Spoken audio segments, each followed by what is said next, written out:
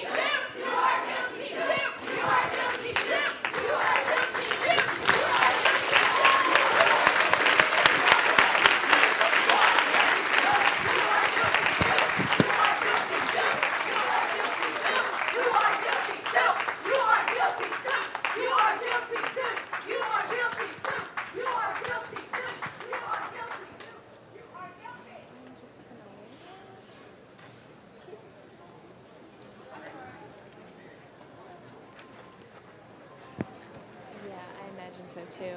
That's what I'm gonna. Oh.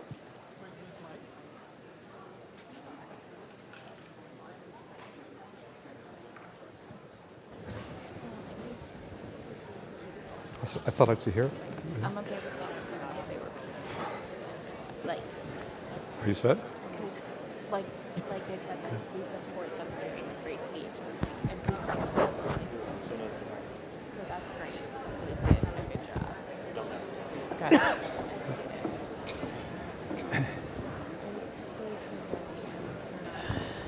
Okay, let's get started if we could. I'm Richard Brodhead. I'm the president of Duke University.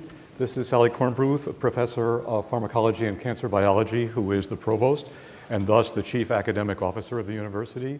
This is Valerie Ashby, who joined us this year as the Dean of Trinity College of Arts and Sciences, who I thought it was worth asking to join us because although all the issues here are not undergraduate, many of the ones that have recently arisen have been in the undergraduate space. Let me say this. First, I can listen as well as speak. I heard everything that was just said.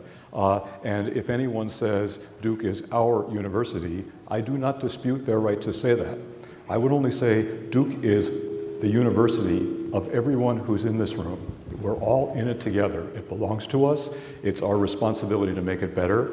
And I hope our conversation today might be some part of that. This will be... I don't say these things to be applauded. I think my phone is causing a reverb in here. Okay. Easy enough to say what caused us to have this event today. There have been a series of events. There was the defacement of a poster calling for announcing a speaker in the Black Lives Matter cause a few weeks ago. This poster was defaced, and the crudest of words of racial bigotry was written on it. 1 week later, in fact, just about a week ago today, in one of the freshmen's residence halls, a phrase was written near a student room, and I'll just say the phrase because there's no concealing it: "Death to all fags at Jack."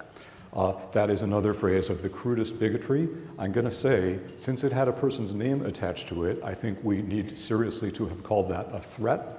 And since the word death was in the phrase, I would call it a death threat. It was called a defamatory speech, but I'm telling you, it is more properly called a death threat.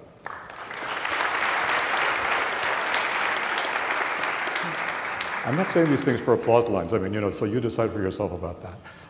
And then we know that in addition to these things, we know that many of us gathered together in April of last year because there had been the further provocation of the noose that was found in a tree on the Bryan Center Plaza.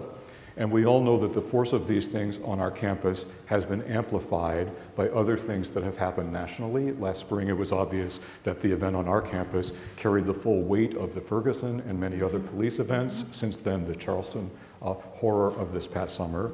And we know that the events on this campus also carry the weight of things that have happened on many American campuses at this time. And so, in a sense, all of those raise the same question. What is the role of bigotry and intolerance in any civilized community? And more specifically, what is the role of bigotry and intolerance in an educational community like Duke? I promise you, I'm going to speak briefly, and I will ask my fellows to speak briefly. This is not a lecture by the administration. We intend it to be a conversation. I'm going to say some things on behalf of us all. I'm going to announce some things that I think you will find important. We will then throw it open. We will listen to you. We will answer your questions as honestly as we know how. And at the end, I'm going to ask for a further thing from you, which is I'm going to ask all of us to figure out a way, whatever harshness of opinion there may be in the next hour or hour and a half, all of us to figure out a way to make this our collective business to try to be in a better place about the things that continue to afflict our community. Let me just start this way. If you need me to tell you this, I'm sorry. But if you need me to tell you this, then I am happy of this occasion to tell it to you. Intolerance and bigotry have no place in any civilized community. Intolerance and bigotry have no place, most specifically, in a university community, and they have no welcome and will receive no welcome at Duke University as a community.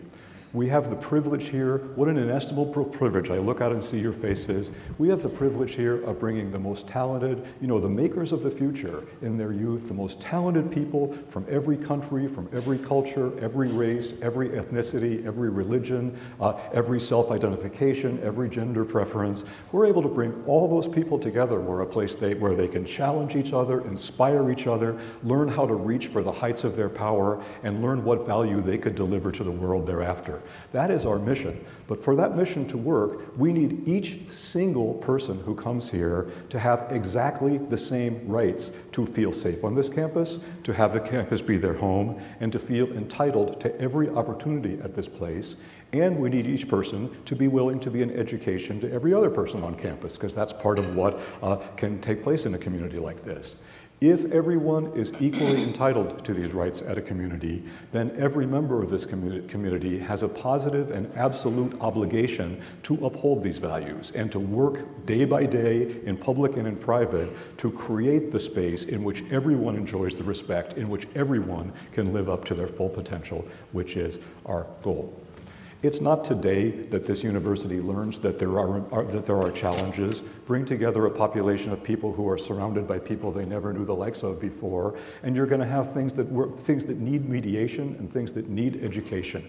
That's not a surprise, and it's not new to us. We've been working on these things for years. In the wake of the noose incident last spring, we actually almost completely reconstituted the freshman orientation program, the training of the RAs, the training of the FACs, to try to make much more explicit things perhaps we were taking for granted about questions of tolerance, intolerance across all its many fronts. I don't think that was a trivial act, but no single administrative thing you do is the solution to the whole problem. I'm going to announce right now some further things that we intend to do that we'll do this year, and those won't be the solution to the whole problem, but I think that they will be valuable. One of the problems, serious problems that both this and every other American campus has faced in the last, or acknowledged that it faces in the last many years, has to do with sexual misconduct in its many forms, all the way up to sexual assault. Duke put together a task force on sexual misconduct, very broadly based. It had 50 members. It had administrators, it had students, it had faculty, it had all kinds of people who could bring concern and expertise to that occasion. They studied the nation for best practices. They changed many of our own practices. They helped rewrite our rules. They helped rewrite our disciplinary procedures, our forms of sanction and punishment. It was a very successful enterprise. It seems clear to me, and I announced that we will now form a bias/hate working group of exactly the same sort as that. It will be broadly based. It will have students, faculty, and every other member of the community will be in it. It will be to see what can we learn. If anybody's doing anything better, how can we learn it and appropriate it and institutionalize it here? And then there'll be other questions to look at. In groups I've spoken to in the wake of the defacement of the Black Lives Matter poster, and then after last week's death threat, many people have said the university regulations don't include specific language about hate or bias as a dimension of punishment or a separate category of consideration. One thing I'd say to begin that discussion is our rules and regulations make ample room to take anything of the sort I've just seen profoundly seriously. Let's find the people who did these things, and I promise you they will be amazed to discover the disciplinary world they find themselves in the midst of. We do not ignore these things. We take them seriously already, but if in fact there is something to be learned, every few years you need to stop and rethink things. And so if this is a chance to stop and ask ourselves, would there be a benefit for us to be more explicit about bias and hate as a dimension of disciplinary rules or the punishments that follow from them, then let's say we can learn about that. And I think that will be one of the important outcomes of the task force ahead.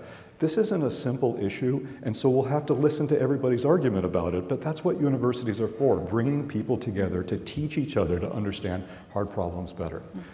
So first we'll want the task force. Second of all, we'll think what implications it will have for disciplinary rules and for punishment. Third, many people have said to me, we don't doubt that these things are taken seriously, but no one ever knows what happens to any such incidents when they come forward. And I recognize the truth of that. Now, one of the very interesting things that came out of the Sexual Misconducts Task Force was the creation of a very active website. There are things we can't reveal for reasons of confidentiality that have a legal basis, and in fact, we all benefit from them from time to time. But there's much that can be revealed. And so we will not wait till the end of the consideration of this task force to begin putting up a website that can answer simple questions. When such an incident happens, what do you do about it? How is it investigated? How was it resolved? How was it disposed of? This community has a right to know those things, and I think we look forward to the work that will make that possible. I think these will be very constructive steps, but I want to tell you this. The specific instances that brought us here, and something else somebody told me this week is, this week, this meeting, it's all about the specific incidents, and it's not at all about the specific incidents. And both of those things are true. It's about preventing certain things from happening, and it's about addressing the underlying issues that manifest themselves through events like that. But truth to tell, the underlying things, you can get some leverage on them by rewriting your laws and your policies and disciplinary procedures. But law and punishment never made a community good. Communities are made better by the action of the members of the community upon one another.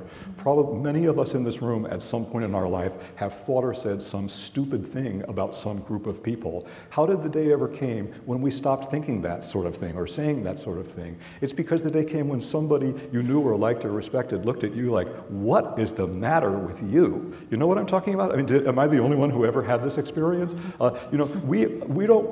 Let's use every administrative lever in our power, but let's not believe that the levers are all administrative in nature. There needs to be a community, a group by group community action in this, in which when people say and do things or on the verge of acting things, other people speak out, speak up, say what you think about it. Let's believe in education enough to undertake the work of educating each other out of these things.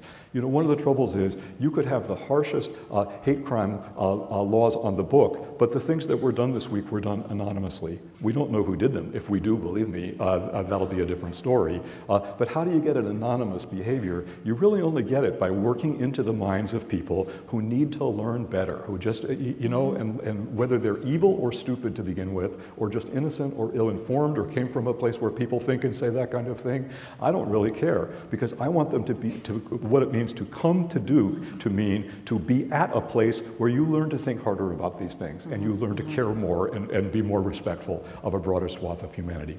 I'm going to stop there and ask Sally Kornbluth to say a few words. Thanks, Dick. I want to thank you all for being here today. I have to say, when terrible events occur, when repugnant things happen, we're often at a loss for words. We don't know what to say. We don't know when to say it. And often our words can really seem hollow. They can seem like platitudes. They can sometimes seem like slogans. And to be fair, I've also heard from you all, and I've heard around campus, enough with words. We really want to see some action now. And I have to say that in reflecting on recent events, I think words are really, really important.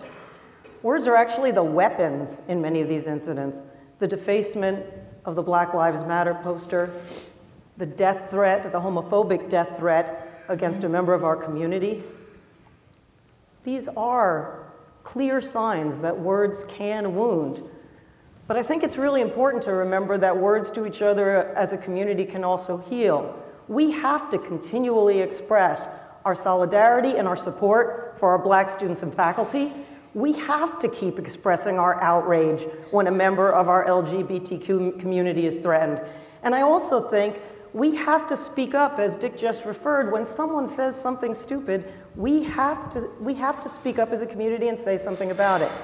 Now, I think fair enough, the students who came up here at the beginning said, implied we can't just have these conversations in a time of crisis at a time when we decide it's time to have the conversation. These have to be ongoing conversations, and you can bet I'm going to be here next Friday at 5.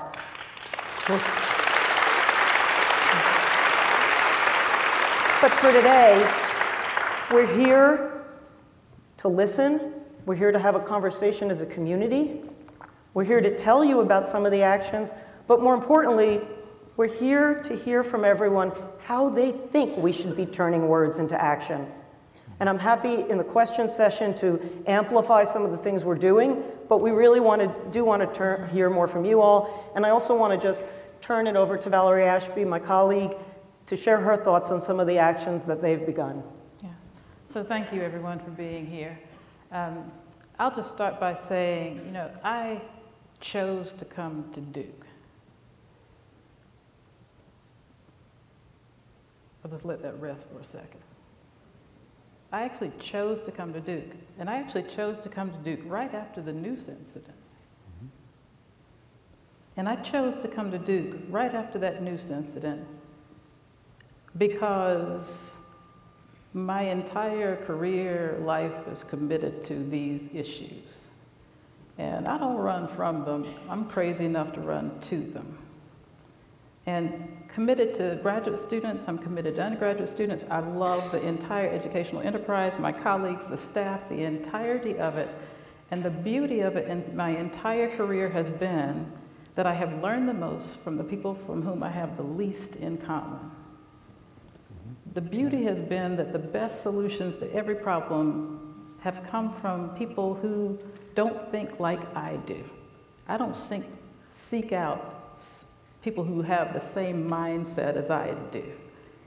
And I thought, okay, this is Duke, a place that has a brand of excellence and yet struggles with these issues just like every other place in the country. What are we going to do? And I made the choice to come here because when I came here, I met students, faculty, and staff who I thought were going to partner with me, with us, with the college, with you, that we were going to be partners in moving this forward. And I thought, we are going to teach people in this country how you do this. We've got scholars on this campus who are world-renowned in every aspect of everything that we're talking about. We have you with your experience. We have me with my experience. We have willing partners. If I didn't think Sally and Dick were going to be supportive, I wouldn't be here. And what I found since I've been here are partners who are willing to take actions. They knew who they hired, I'll just say that. I'm not different, never going to be. They knew what my commitment was to diversity and to excellence and to students and to faculty, and they hired me anyway. And what they know is that I'm going to be true to that. And so I am so excited. I love what I heard the students saying because they are saying first of all, you're saying things that we can do yesterday. You're not saying things that we can't do. And you're also saying things that, quite frankly, we've been working on in Trinity College since May 12th. Dick hired me on May 11th. I got here on May 12th. And we've been working on these things diligently, listening to chairs, listening to faculty. My opinion on this issue is that while students may drive things from their experience, the responsibility to move this forward does not rest on your shoulders.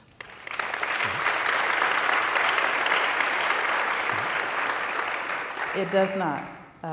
Sustainable change is going to happen from folks who are going to be here day in and day out, and it's really going to start in the faculty and in the administration. And so we've been planning. Your comments that this is in response to, you better say something. I mean, I don't have any problem being in response to. You better say something. But it's certainly not prompting our action. We've been taking action since May 12th, and what you'll see is us engaging and partnering with you more. We can talk about the actions that we're going to take. You're going to get tired of maybe you won't, conversations. We're going to have conversations that lead to action and follow up with you, and you won't have to worry about that. What we're going to tell you is that anything that we say we're going to do, we're going to do it. It's just that simple. And we're going to do it listening to you and thinking about what actually makes sense to move Duke forward on this issue, on all of these, on all of this. And so I'll stop there, and I can't wait to hear more from you. So look, there's people with mics. I don't know where they are. Where are the people with mics? Here's one. There's supposed to be 5 or 6 people with mics here. So anybody who wants to speak, raise your hand. I see some in the balcony. I don't know if they, okay, here's a mic in the balcony.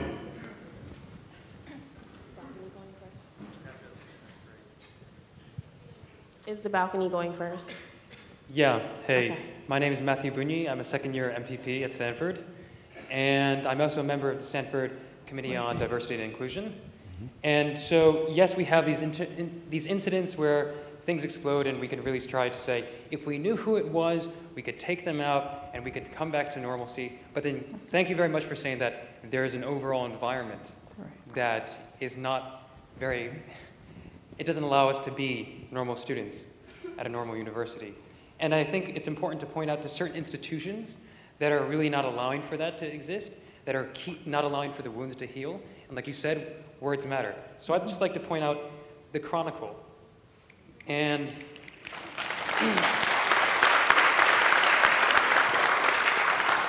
you say you know what hate speech is, and that you really, we just go after it. Well, here, there's a great one. May 27th, you would have seen this. You were already here, I believe. So the great obstacle to the advancement of Black Americans isn't racism or past injustices, but rather the Black community itself. If we change that out, the advancement of gay people, it's gay people themselves. The advancement of women, but women themselves. Well, we had however many months to go after that and say, do you have any standard operating procedures as the school's, publication of record? Do we have an editorial board that reaches out to people to make a fair playing field? Well, we have this great one from October. We have the terror attacks committed by the Palestinians throughout the past 2 weeks are no more than barbaric acts by a people brainwashed into hatred and martyrdom since birth. The terror attacks committed by, let's say, the blacks. We could have changed that word out. By the gays. We could have changed that word out. Since birth. There are no standard operating procedures for how the editorials work. And yet this can get into every single dorm. There are no editorials saying, before we publish that and have somebody wake up punched in the face because their people have been targeted today, that we're going to reach out and tell them, hey, by the way, just so you know, this is coming out in a week. Or so you know that this is coming out tomorrow even. Give me 24 hours to say, tomorrow I'm going to wake up and there's going to be an editorial that says, my people have brainwashed me since birth.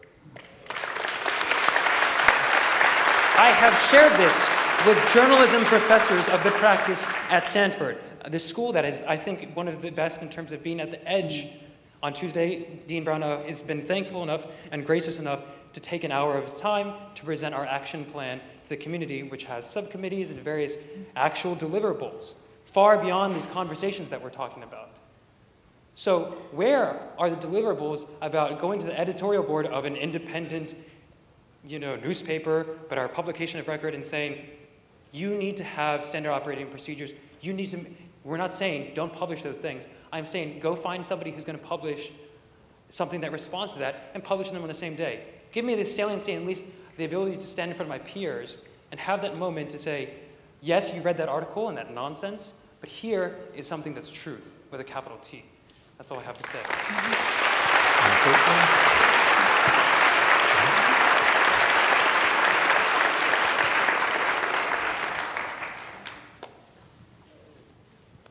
It's actually quite hard to see from up here. If you got one up here, please.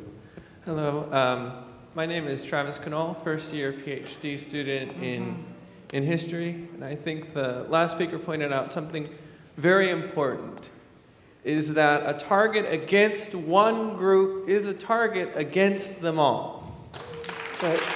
And then that it doesn't just rest with the Chronicle, it does not just rest with the incidents that we've experienced this week.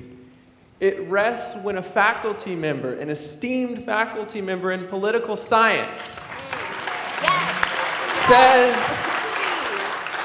that people with funny names are the reason that they can't assimilate, quote unquote, basically. And the best we can do is come out with a counter statement. Oh, he got put on leave, but really he was already on research leave and he'll be teaching in the spring. So I would like to know how we respect academic freedom, respect freedom of speech, give fair warning, but how we also realize that this isn't just oversensitivity. As a son of a gay father from the University of Texas, when a faculty member made a terrible study about the straight parents doing better than gay parents, etc., and then spread it all across the United States, I couldn't do anything. Because every time I spoke out, oh, you're just son of a gay father. You're just an activist. Well, no, these things are real. And that death threat is real because in Oak Lawn, Dallas, where I grew up, 11 deaths of gay residents. Well, they say maybe it's not a hate crime, maybe it is. But we can also, I come from Texas, we're in the battleground, so we cannot take these things neither as mere conversations, right, neither as merely academic freedom. We need to see from the student in the dorm to the senior faculty that's been tenured for 40 years, what are you doing to have those clear and direct conversations, not in some Orwellian re-education. You know, that's no one's pushing for that. But how do you stop a faculty member like that from targeting students directly, who he may have in his class next spring? How do you stop that death threat, the culture of death threat? That's right. Yep. Does someone want to respond to that? Yeah, I couldn't agree more with what you say, and I have to say there was a comment I read in an article last night by Eduardo Bonilla Silva, our chair of sociology, who said, you know, these isolated incidents, I won't quote him exactly because I don't remember exactly, but these isolated incidents in historically white universities will keep occurring until we have a truly multicultural environment where everybody is respected. And I think in these instances that you're talking about, whether it be in the Chronicle or in the classroom, it is now our responsibility as a community, and we take this on as administrators, the faculty need to take it on, that we need to call out loudly when these things are said. They are wrong, they're an offense to the whole community, not just the individual or the group that is called out. And you know, I'm interested that actually the two first comments have one thing in common, which is both of you recognize that actually neither of you called for the actual suppression of the things people said. You called for the vigorous countering of them from many points of view, which might be both administrative and student and faculty themselves. You know, the trouble is the day universities have more than one value, and the day we make it easy to shut down speech, all kinds of speech are going to shut down, including protests, and I promise you, many activist groups of today would never have been able to speak on campus if you made it easy to shut down free speech. I do take the point, though, that doesn't mean everybody has to be victimized by free speech. But in my lifetime, you know, I've lived in a world where these things were issued for my whole life, as I fear you may as well. I think people underestimate the value of just everybody speaking up, everybody speaking back. People's colleagues should speak back to them when something like that happens. People's students should speak back to them. You know, and I don't say it's the only thing, and I don't say the burden should fall on anybody. I think Valerie's exactly right about that. But you know, let's not let these things stand as freestanding. Let's not suppress them, but let's not let them pass unchallenged. So I'd like to also speak to that, particularly the latter comment. And say that what specific actions are we taking toward that besides, you know, more conversations. So these are the things that have been happening that you wouldn't have been able to see since I've been here. So part of what we're doing is really, without a shadow of a doubt, speaking to these instances that happen in the faculty. I am going to every single department and saying to the faculty, these are our values, okay? And then holding chairs really accountable, that we're training chairs and then holding them accountable for what's happening in your departments. We're also really working on the faculty the new faculty who step in the door, and really trying to teach them, these are our values, this is what's tolerable here, this is what's not, this is how we feel about these things. And at every point of their evaluation, and at every point of a chance where we have an opportunity to make a decision about whether or not you are Duke, we will evaluate the entirety of the person. And so you can't be a great scholar and be intolerant. You have to go. Okay. So it won't be an overnight change, but you can best believe, and I'll just speak specifically to what you brought up, it's killing me.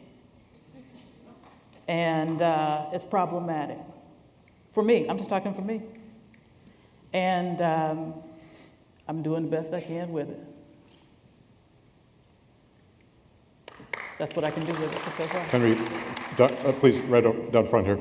Excuse me, there's one right here. Oh, I'm sorry. Pardon us if we call on you wrong. It's the sight lines are not great. Hi, can you see me? Yep. Yes. But I can see you better now. That's great. So I would like to read a quote, if I may. Last year in the Chronicle, we quoted Dean Sue. And Dean Sue was speaking about the Yik Yak situation and whether or not Duke should still endorse Yik Yak. There's really nothing that a university can do other than encourage a student not to use them. If students don't use them, they don't exist. And I want to say that that's false, because things that, well, last year, I'm pretty sure a lot of people in this room know, I started a Yik Yak album on my Facebook page. And I really wanted to highlight things that were said on Yik Yak that could possibly, hurt people, marginalized people on this campus. People immediately started sending me quotes about LGBTQ students, quotes about Black students, quotes about Asian students, quotes about women, because they knew that I wasn't just in it for me, I was in it for everyone, right? And so if this quote is so real, I deleted the app. I deleted it, I was tired. By the end of last year, I was tired, I was done, because I was a student, I'm pre-med, I take science classes, I'm a women's studies major, I analyze theory. It's not my job to try to change the campus. And yes, yes, it's important to have these conversations, but when it is on the students who are marginalized and who are treated bad, to have those conversations with other students that support them, because other students will not show up, period. It's not fair. It's not fair and it's not right, and I should not be expected to do so, especially if I'm not being paid. If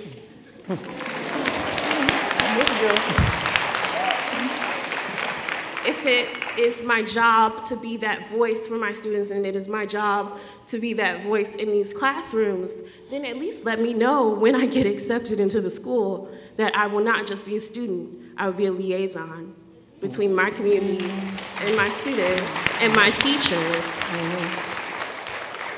And so, if anybody... wait a minute, I'm actually not done.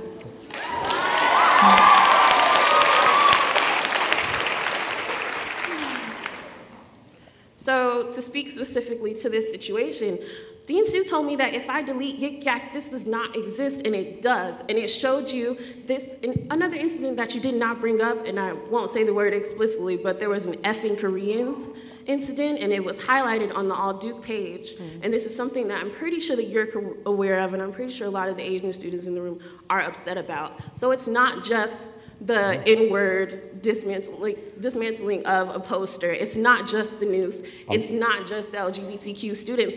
All these students are feeling the lack of responsibility that you all take on their behalf. And to be frank, I don't have faith in you all. I don't. I've lost it. I'm a senior, and I've tried and I've tried. I remember I met with you all about body cameras when I was a sophomore, and you told me that there was no money to have body cameras. And at that time, I was working with the Duke Annual Fund as a student. And I know that the endowment is to the point where if no one paid tuition, the school could still run business as usual for the next 50 years. That was something that we bragged on. And for you to tell me that we don't have money for body cameras was bull. And then this year with the news, you told us you wanted us to have conversation, and we did. And then you found out who hung the noose, and he's back. And so it's just like, what is this for? Why am I doing this? I'm doing this for you so that you can feel like you solved an issue when you had no intention on solving it in the first place. You just wanted to appease me in the moment. And don't tease me. Be real. And then with the student, my name is Imari, and if you are going to yik yak about me, spell it correctly, I-M-A-R-I.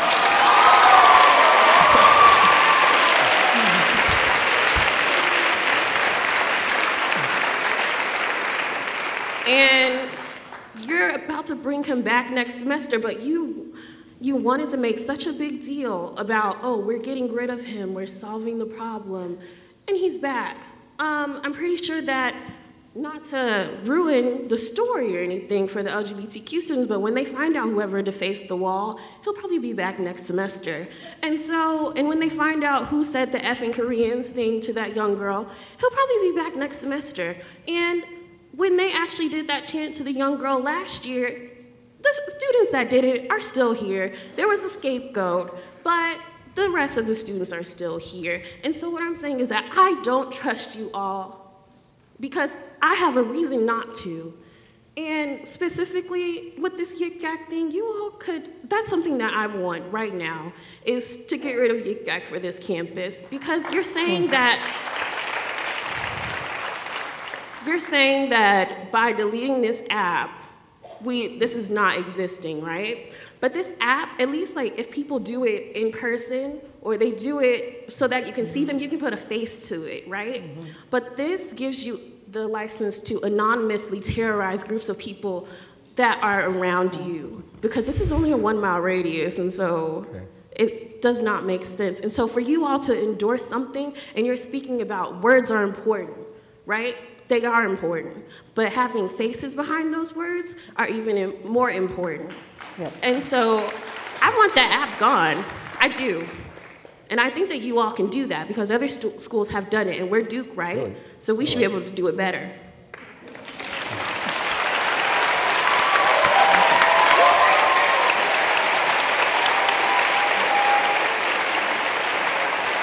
I'm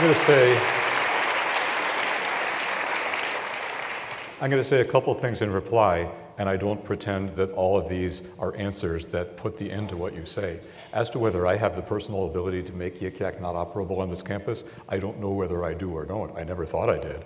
I do think a world in which anonymous speech is getting easier every day is a world that makes the lives of communities harder than it used to be, and harder for the future. And so people have to find a way. You know, the thing about, even when I speak to you about freedom of speech is freedom for speech that people take responsibility for. They put their name there. And so the thing about it is, you can say what you think, but then someone can tell you what they think of you because they know your name. That's different from this. You know, you said something that I do feel quite strongly about, which is you shouldn't have to be the one. You shouldn't have to be you or anyone like you should not have to be the primary actor trying to solve the problems of how to make this the community it aspires to be. I completely agree with that, and so do all of us up here. At the same time, it's true that in some measure, every member of this community has to assume some of that responsibility. And when people leave universities, actually, they have to, you know, we all have to learn how to be agents in making the world around us the more we like. You mentioned the noose, and maybe I'll just say something about it because there must be others who wonder about it too. Many people have told me that no one was ever punished for that. You know that disciplinary processes in universities are governed by canons of confidentiality. This is to protect students, and it is also enforced by federal law, federal student records protection acts and things of that sort. But one thing that I think people don't know that they deserve to know is there were 3 investigations of that instance by police. It was investigated federally, it was investigated at the state level, and it was investigated at the local Durham police level, and none of them brought a criminal charge. It was also investigated. The student in that case, don't forget, it seemed the essence of an anonymous event because no one knew who did it, except actually that student was found within 24 hours with the help of the community identifying this person. This is why actually I don't despair of the person who wrote the Jack message being found. You know, that's actually a good thing to do if someone did that. Don't let them do it again. The student there was certainly the ability within our canon of regulations to make a charge against the student. The student went through a process and received a serious disciplinary sanction.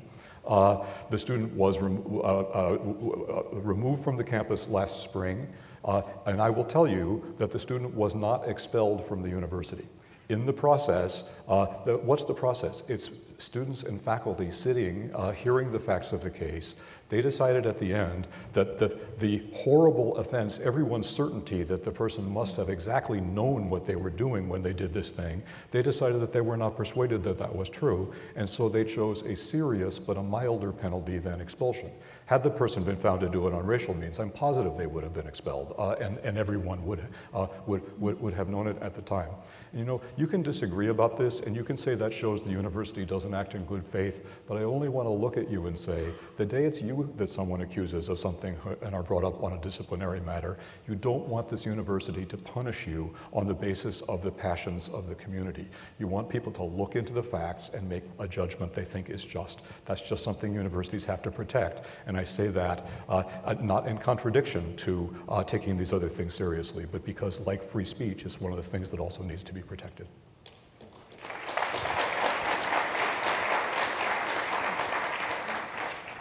Can I just add one comment about the remark about not trusting us as administrators? You know, I've been thinking a lot about this, and you know what? If I were in your position, I'd be saying the exact same thing. It's like, watch our actions going forward. We're serious partners in this. Valerie's talked about things she's doing. Another thing that hasn't been announced is we've just opened a search for a new vice provost that's really going to be dedicated to these issues. A vice provost for faculty advancements whose main remit is going to be diversity and inclusion on this campus. We're really, really going to work with the community to try to move these issues forward. And I'll also just speak to the trust piece. I totally get it. You have evidence to the fact that you believe we're not trustworthy. I totally get that. My experience tells me with the students that I've worked with who would say the exact same thing, I'll echo Sally's response and just say, I'm never going to tell you I'm going to do something that we're not going to do. And I'm going to work with you on what those things are that we are capable of moving forward. And you're just going to have to wait and see that it will be proven to you that I can speak for my dean staff. We are trustworthy. Our entire mission is about you. And so that's just trust that will have to be built based on actions. I know Henry had his hand up. Did you ever get a mic? Is there a mic in the area? Do you still have your hand up? Okay. Hi, thank you. My name is Adesua. I'm a senior. I've been here for a very long time, and I think it would be very ahistorical of me to consider that this conversation without proof of action will mean anything to Duke's community. I think it is very wrong to say it's our responsibility as a community to do these things, because it is not my responsibility. It is your responsibility because I paid for my education. I am paying for this experience. When I chose Duke over other schools, I did not just do it because of the intellectual environment. I did it because I was sent brochures and websites about this Duke community that I would be a part of. And when I came here, that Duke community is not conducive to my intellectual growth. And we have been talking here about you have spoken actually about accountability. And these words are very vague because the professor that was spoken about earlier came back on campus without any racial bias training, without actually any disciplinary action. And I do not care about if a professor, for example, has negative views towards my community or other communities, I care about if he is trained in some way that his bias will not affect my performance in his classroom or my GPA as a whole. I care about in that classroom when things are said towards my community or other communities, are other students who may even care about these things, do they have bystander intervention training? Exactly. Do we have that as a... That's right. Yes, but we don't have that. I have put my body between people who are being homophobic and physically assaulting people at shooters. I've done that on West. I've done that in Craven. I've done that on East. I've done that when it has to do with race issues. These simple things, which Duke has the money for, if you can build $1 million glass door, you can definitely fund bystander intervention training. Like, you can definitely fund bystander intervention training for the freshman class, for TAs, or for professors. If you don't even need to do it for the whole community, you could start again, that when the next class comes onto this campus, they are trained to help their fellow students. Right. I know I am standing here now that I know more students who have been expelled or suspended for plagiarizing paragraphs than for raping fellow students. I know that as a fact. I know more people.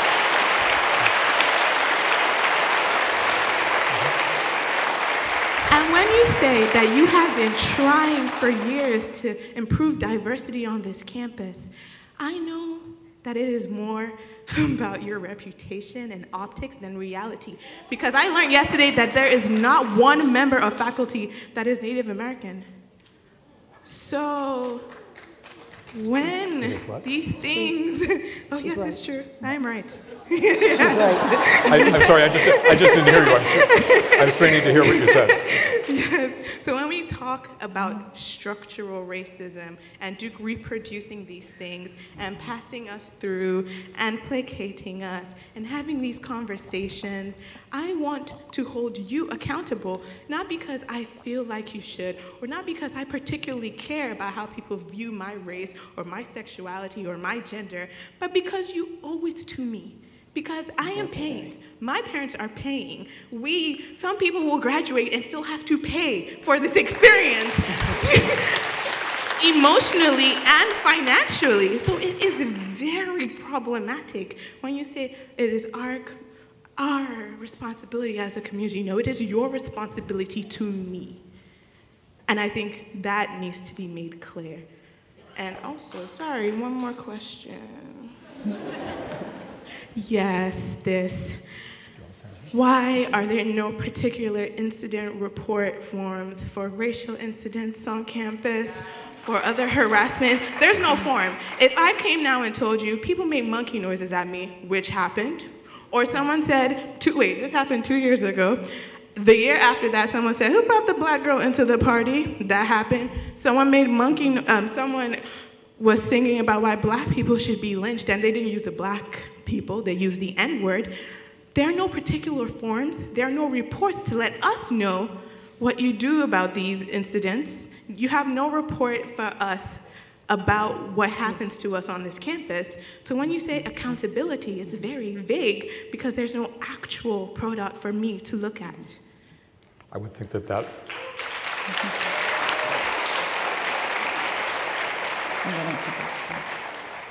You know what? I think you're absolutely right. Seriously, I didn't even know there were not such forms, that there were not what means to redress this. You know what? This is something we can do. It's true. I would think it would be the first thing that the commission I mentioned would look at. The first part of what you say, about climate in classroom, it's true. When we gather because of some very offensive thing that's happened publicly, we know that actually the issues that are most worth addressing are ones that are deeper, more invisible, more personal, and it puts a burden on people to even have to come forward to complain about them. I would say, I don't think we or any school can promise to eliminate these things at once, but there are a lot of things underway that people may not know about, and maybe we could do a better job of publicizing them. Valerie's visits to all the departments is something new in my life. I've been in academic administration a long time, and I never heard of a dean doing that, making this particular thing an issue. The Office of Institutional Equity here has doubled and tripled its capacity to do implicit bias training, and actually when we have heard repeated complaints from students about certain departments, we've actually gone and done it to faculty in those departments.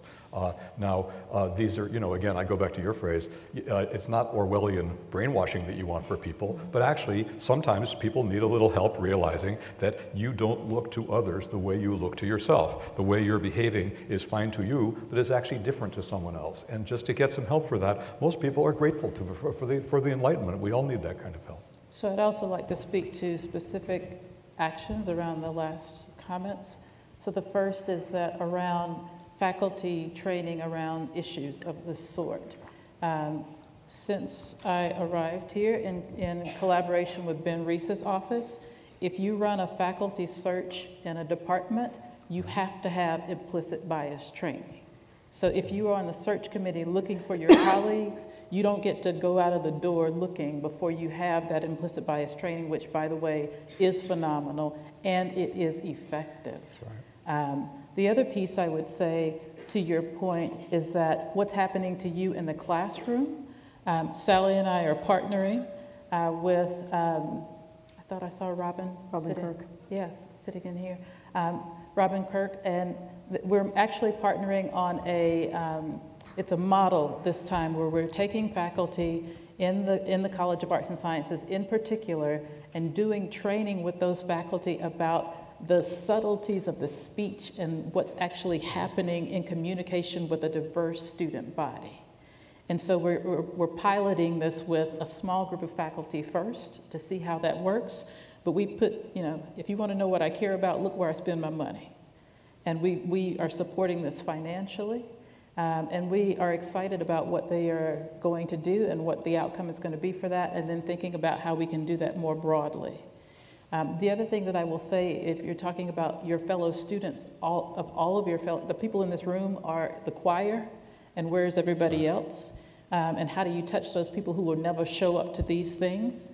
In the college, we are thinking about an educational component where across the board, every single student who enters into Duke University will have some version of education, and I don't know how to do it myself. I'm going to look to my colleagues who are really good at doing this. But what is it that we're going to have every single student? Maybe it's every single new faculty member. I don't know. That's right. You're going to help me figure out what that is so that I don't have to, you know, if you're not going to come to the meeting I call, I'm coming to you in some way. And so those are very specific actions that we are taking. And in our continuing conversations with you, you're going to tell me more about what it is that we can actually do. And the faculty, we have a very active now faculty diversity task force implementation, and the comment about us not having any Native American faculty is absolutely true. Mm-hmm. And one of the main goals going forward of this implementation committee is to make sure we have a diverse faculty and also an inclusive environment where, frankly, folks want to come. Right. People don't want to come and be the only one. They don't want to have to be the representative of their whole group to everyone. We need to make it a community where people want to be here. And I'll just speak also to the faculty diversity piece. You know, it's a fact that we all look for ourselves when we're searching, okay?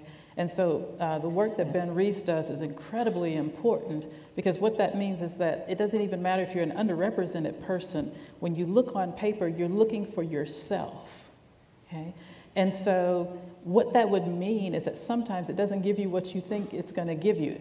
And so there's some very specific things that we have to do to change the process, because if you let the process just go forward as it normally does, it's going to yield the same people that we've always yielded. You actually have to intentionally change the process, because we can't override our own implicit bias without an intentional recognition that it's there and then taking steps in the process that are different.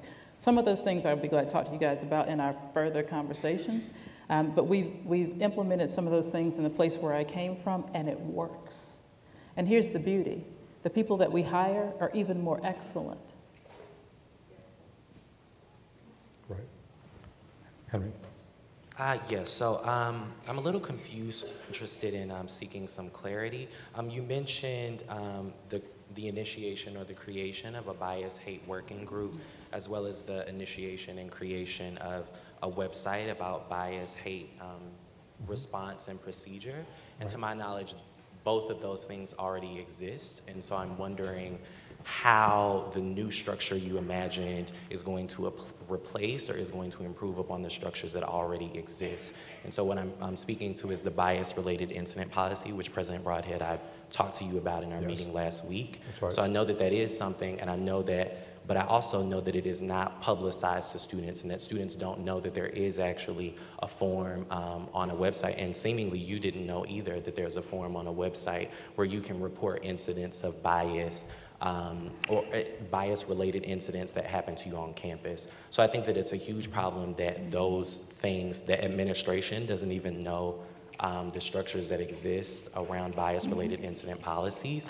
I think that there need be more intentional language about those policies, but when you're talking to create something that, like the bias-related incident, there's also a bias-related incident response committee, which is made up of a group of actors throughout the university, mostly in student life, including a person from the Student Conduct Board, the Mary Lou Williams Center, places like that. And so are you gonna get rid of that one and create this thing that you're talking about? Are you gonna improve the one that exists? And then Henry, we're going to have to reconstitute these things in such a way that they live up to the higher function we now know they need to have. If you have a committee and no one knows how it works, if you have a committee and no one knows that recourse is available to you, then you don't have the version of this committee that you need. And you and I have talked specifically about the question of whether the language should be changed to give more weight to questions of race or group hatred in offenses. We don't have a group to consider that now, but this group the bigger and I believe significantly more empowered group would have that as a responsibility. So then I wonder, perhaps this is a rhetorical question, but I wonder what is the purpose of the group that exists currently? And if I may provide a couple of suggestions, I think that there should be, as you speak to, more explicit language about hate speech and hate crimes. And I think that you might also establish a university policy such that students who commit acts of racial aggression or aggression based on other facets of identity can violate university policy, even if they don't violate state law. Because the other thing that we know is muddy in this is the legal definition of what is constituted by a hate crime. And which turns out to be very tightly defined. Yeah, Henry, what I'm going to say to you is, I think I show better faith by telling you, by inviting everybody into a study of this to figure out what's best than me in some knee-jerk fashion announcing the outcome. And that's something that I have told you we will now undertake to do. Right, but what I would also say is when you come into that meeting, you might want to know what already exists. Certainly. It won't be people who don't know. Okay. But Henry, what already exists apparently is insufficient, and so I hope you'll join me in agreeing that we could make something more sufficient. Okay, my name is Courtney Harris. Most people in this room probably know me as Courtney Kelly, but I'm the Director of Programming for Black Women's Union, and last night we held an emergency general body meeting to just basically get the concerns of the Black women on this campus, because unlike a lot of people that take to Yik Yak, not every Black person in this campus is just in BSA or Black Lives Matter. There are other affinity groups that want their voices heard, and right now I'm going to speak for Black Women's Union. And one of the things that came up a lot, can you click that open, was that we need more open and honest communication from the administration. A lot of times you were saying, oh, y'all don't know this, but we were doing this, and we're thinking about doing this, and you only communicate to us things you're doing when something happens. I shouldn't just get an email like, oh, in light of recent events, we are doing this. I should be getting an email regardless if something happened that we are now doing this and we are doing this. And I think we all agree with you. Yeah. Okay, thank you, but I'm personally not a person that is easily impressed. So when you're telling me you're doing this and you're doing this, I'm like, okay, and?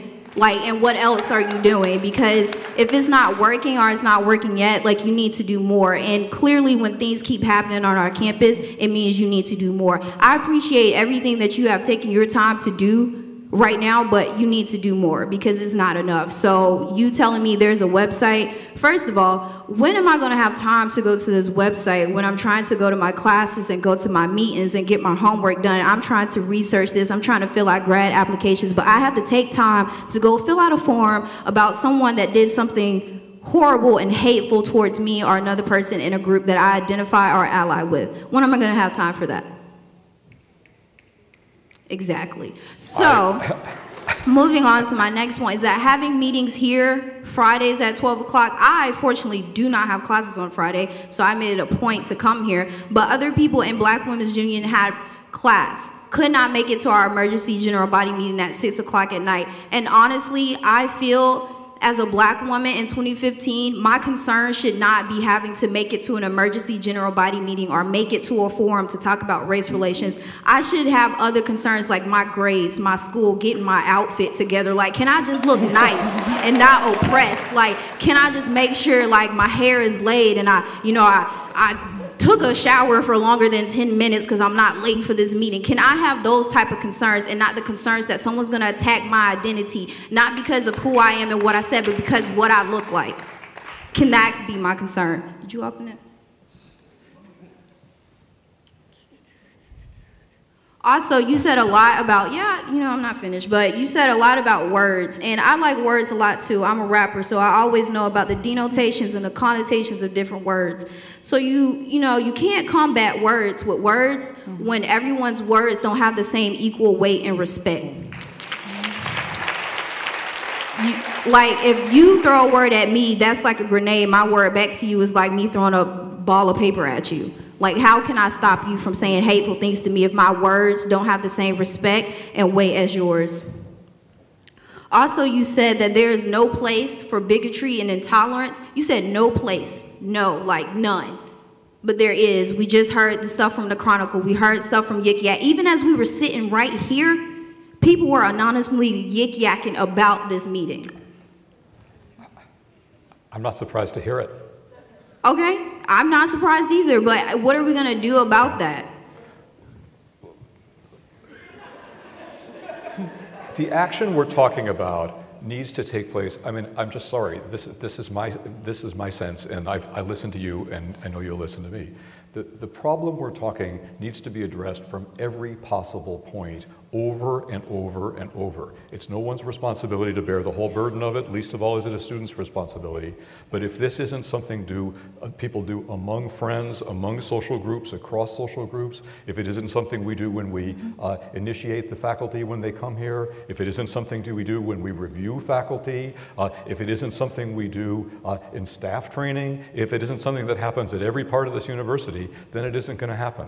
And it's only in that sense that I say that it does take all of our work. I don't mean by that it should be equal work, and I don't mean by that you should do my work. I actually don't believe that. But one of the troubles is we need to keep in conversation, not because conversation is all we need, but because conversation is needed to help us identify the whole range of actions which together give us a better purchase on this. And I'm just going to tell you another thing is, we need to find a way to bring a lot more people into this conversation than those who are already inside the conversation. It seems to me a critical feature of the issue on any campus.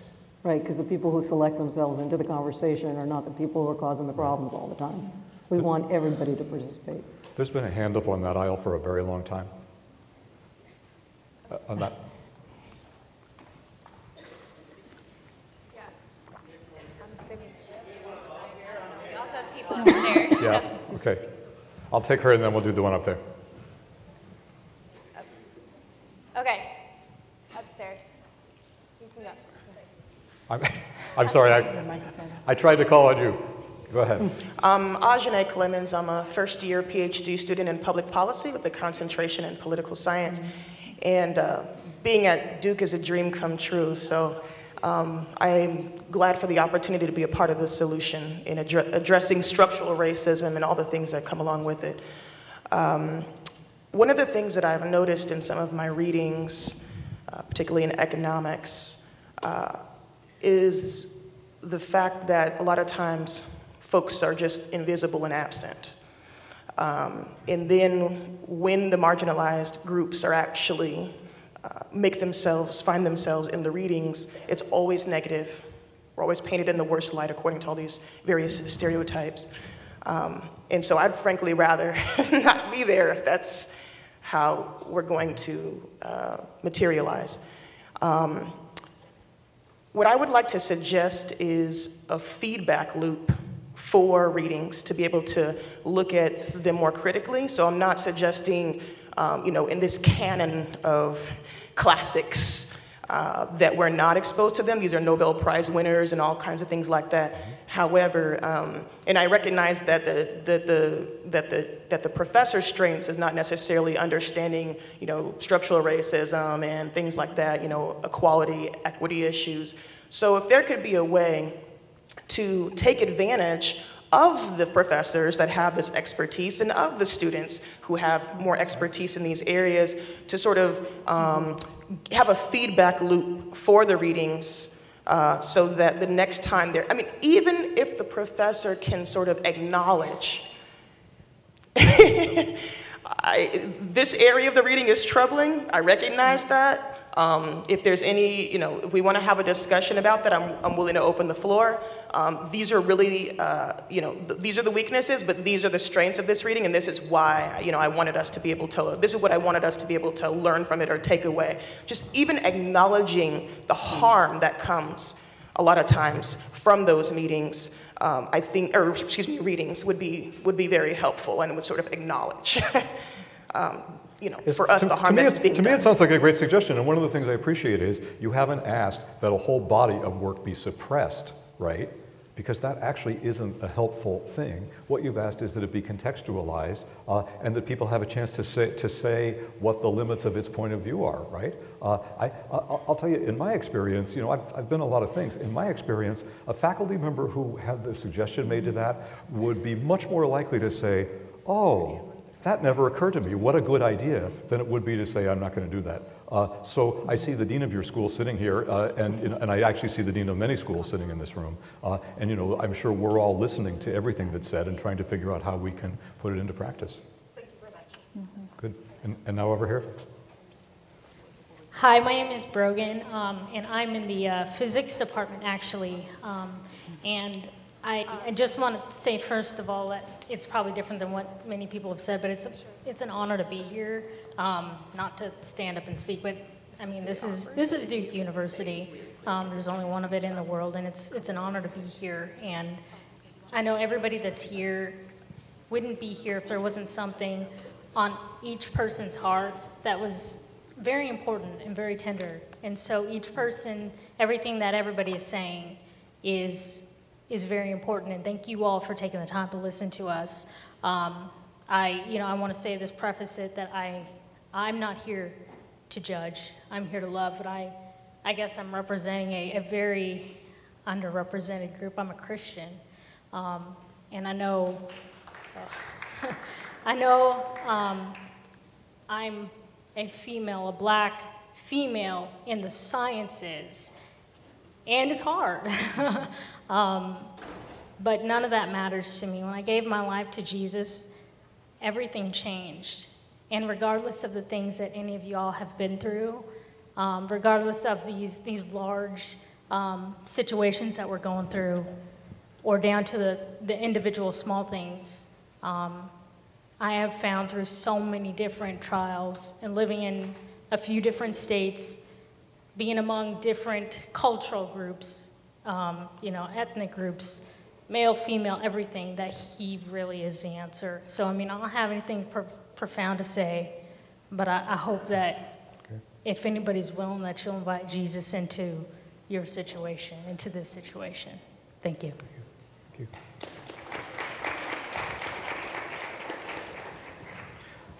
We said this would run till 1, and we've run over, and I think we'll go maybe 10 more minutes. But I promise you, none of us ever had the idea that this would be the only time we talk to anybody who's in this room. It's not the first time we've spoken to people in the room, and it certainly will not be the last.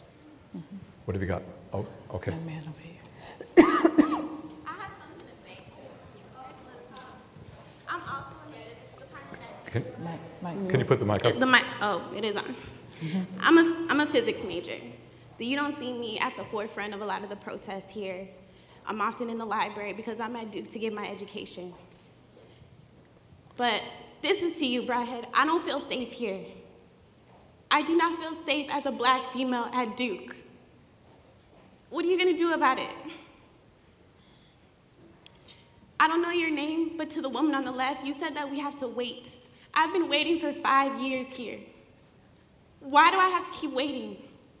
And to the woman in the middle, you said you'll be here next Friday at 5, but where are you gonna be tomorrow when I'm walking home from the library at midnight, afraid, angry and scared to walk around my own campus because I don't know if the person I'm walking next to or the person that I'm sitting next to in class is the one who defaced that poster.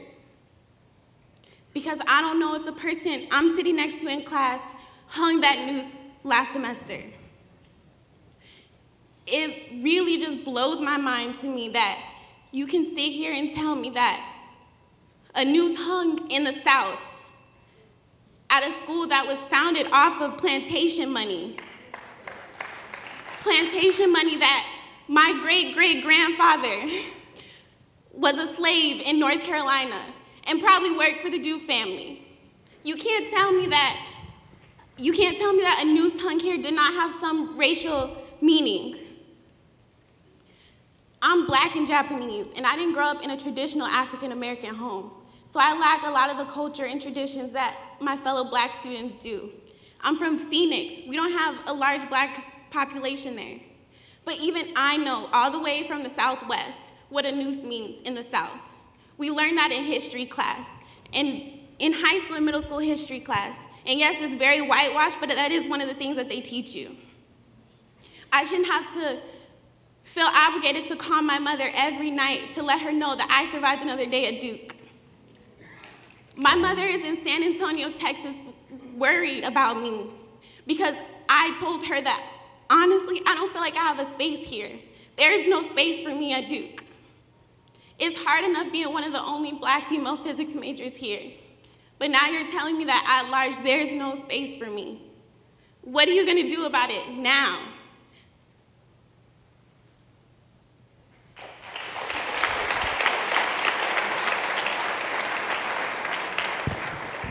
Let me speak to that. What I'm going to do about it now, what's your name? Katrina, what's your last name? Miller. Miller. Katrina, right, do you have to go as soon as we leave here? Yes, I have to go back to work. Okay. All right, Katrina, you know how to find me, right? I don't. Okay. Katrina, you walk in the front door of Allen Building and you turn right. That's me. You come there as soon as you can. And let me talk to you. This is about you. And this is, when I say that, I mean I want to talk to you and find out what I can do to help you feel. I want to address you specifically. The larger issues I understand, but what I hear from you is a pain and a fear that it cannot wait. But can you honestly tell me that I'm the only one who feels No, like no, no, that? no, not at all. Not at all. Not at all. Not at all. And a lot of these things that we're talking about, I totally get it. Not at all. And quite frankly, anybody who wants, you ask the question, what can we do right now? I'm telling you what I can do right now. You'll find her there too. You sure will. I have one more quick question for Brodhead before I go back to work. I want to know personally, from a personal opinion, not as president of the university, not something that you have to say to be politically correct. Can you honestly tell me that you believe that there is no racial motive behind the noose hung last spring? You made the comment, and I was going to speak to it, but I thought your comment about safety was more important to address, and I'm glad Valerie addressed it. But I'm glad you asked it again. When you said a noose hanging in the South has to have a racial meaning, I perfectly know that. And at the event last spring, everyone knew that, and I myself stood up and I actually gave a brief history of lynching, if you'll remember, because the whole point is there's no way it couldn't have exactly the impact it had on the sentiments of this university.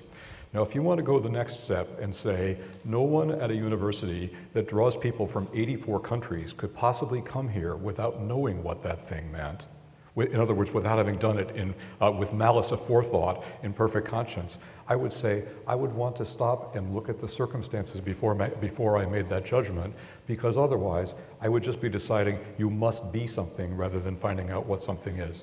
That I offer no apology for that incident. I thought it was despicable, and I thought it was disturbing. I still find it disturbing to think about.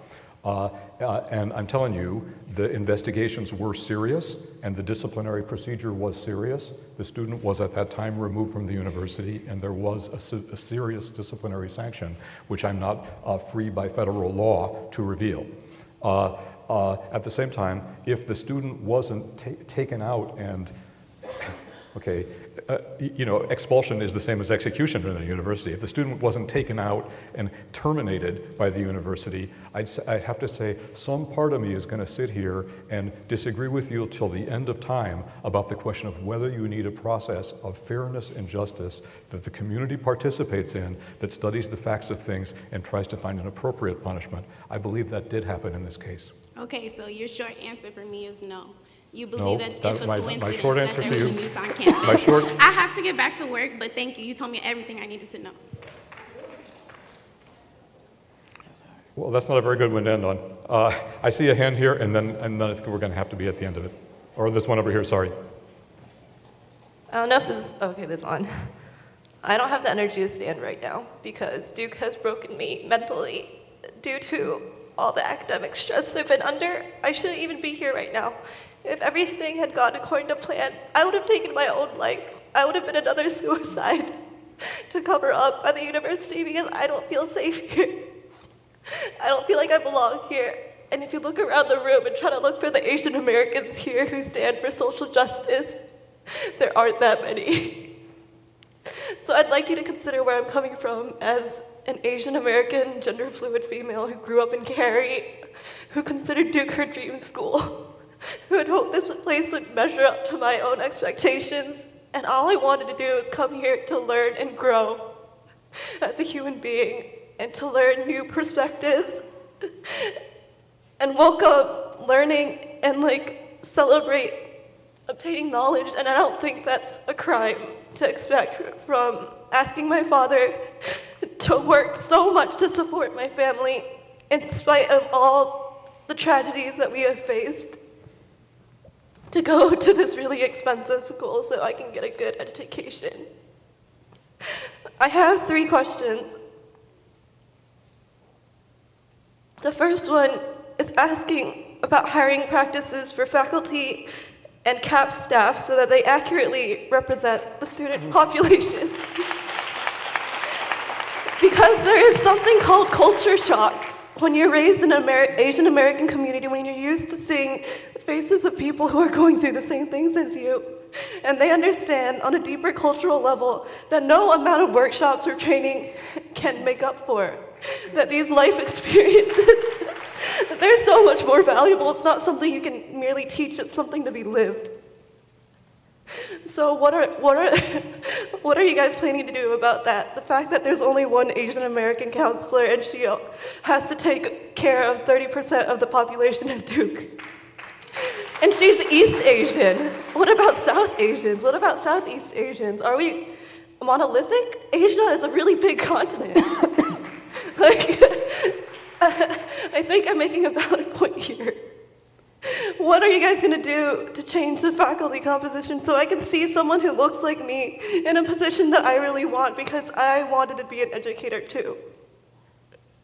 Because I've always dreamed of being a teacher. And coming to Duke has destroyed that dream for me. Just like so many dreams before, because I always wanted something more. I wanted to live a life full of meaning where I can pursue my passions uninhibited. But I realized because I am female, because I am Asian American, I cannot reach the same expectations I have for myself because of the structural inequities already in place in these institutions that I was born into. So what are you guys gonna do about hiring people who look like me, who are equally qualified? So first thing is, first of all, I have to say that it is your right to have the education that you dreamed of. And it's horrifying to hear what you're saying. I'll say this. The reason we have a faculty diversity movement now is it was born in the faculty. It wasn't a top-down issue. The faculty are with you on this. And the faculty have now formed this group. The goal is that the students will see themselves in the faces of the faculty. That's the first thing. The second thing is, I'm very distressed to hear about what you say about caps. And believe me, this is a conversation that we're going to be having immediately after this meeting. Thank you. That was just one of three. I'm really thankful for no one interrupting me as I'm doing this, because this is taking a lot of courage, because I hate public speaking and I'm very tired. I'm about ready to leave campus because I have to take a break from academics. So what about, have you guys ever considered curricular change to address topics like empathy or the intrinsic value of learning or respect for differences and cross-cultural understanding or education about intersectionality or how to effectively enact social change or form your own identity? Because I think these are the things that higher education was supposed to do, but it's not. Absolutely, and actually Valerie can kind of probably speak to this, but we're at a moment where we're looking at the curriculum anew. The last curriculum was in 2000, and you know the world has changed. And these issues are highly salient. I don't know if you want to say anything more about this, Valerie. Absolutely. This is a real part of the conversation in revamping the curriculum to make sure that the topics that you are speaking to are actually a part of the curriculum, but also a lot of these topics are being taught on our campus already. That's right. And it is a matter of raising their visibility to students and to everyone so that they'll know what's actually available. So this is not totally new for us. We have a lot of places where those topics are being taught incredibly well by faculty. Okay, because I just know Duke on paper versus Duke in reality. I'm with you. There's a huge disconnect. Yeah, absolutely. That's why I don't think I had unrealistic expectations when I read the website for what Duke is actually like when I was doing research for what colleges to choose. But I've just been, I guess it's because I'm just a disappointed optimist. I like to hope for better, you know? But it's just, maybe I'm unrealistic, but I just thought I deserved an education that I sought based on what I've seen and read. And I think that's honorable. And the last topic I have is addressing student recruitment. So what about student recruitment in terms of socioeconomic diversity? Because we appear racially diverse, but as someone who cannot afford to look like someone who's wealthy, I don't feel as if I belong on this elitist, privileged campus. As the member of a single parent, solidly middle-class family, I don't feel like I belong here. And our university is supposed to be a microcosm of society, but where are the people who aren't here? Where are the voices who have gone unheard, you know? Where are the voices that we lost already? Someone told me even that, like, connecting this back to mental health, an RA told me that there were 7 attempted suicides in the freshman class last year that I didn't know about. And why was that covered up? Why is there a stigma against mental health when it should be regarded the same as physical? Because I think there's a stigma for physical illness, but what about mental illness too?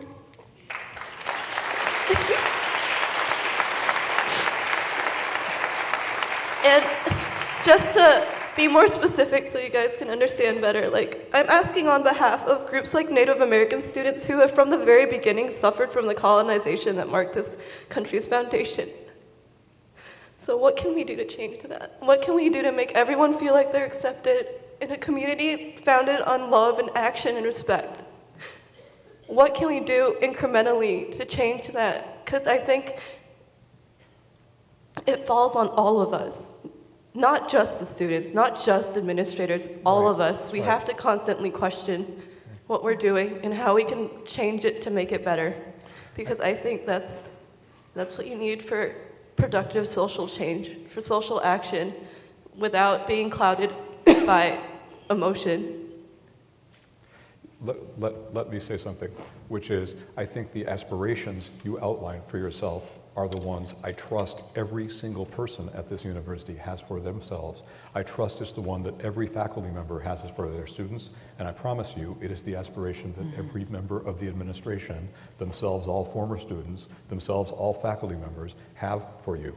And if we discover that there are structural issues in our society, that's not new to us. We've known that a long time, but these things didn't go away the first day you learned they exist. They take continual work, they take analytic work, they take research, they take effort outside of universities and efforts inside universities. If there are things particular to this university, those are especially important for us to outline, and places where people need assistance to make their experience more like that of other people, make it the experience they hope.